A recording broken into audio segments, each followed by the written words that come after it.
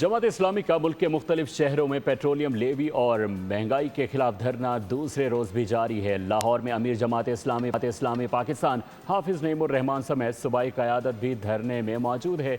इस हवाले से मज़ीद जानेंगे अपने नुमाइंदे अफजाल अब्बासी से। जी अफजाल, आगाह कीजिएगा।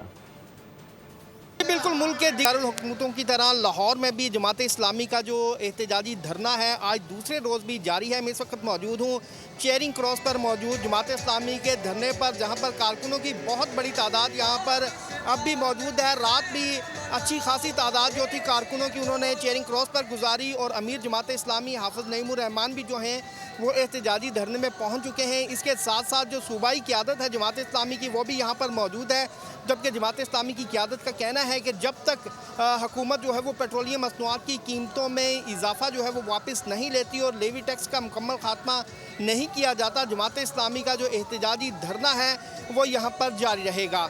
जी सब्सक्राइब करें और बेल दबाएं ताकि कोई खबर रह न जाए।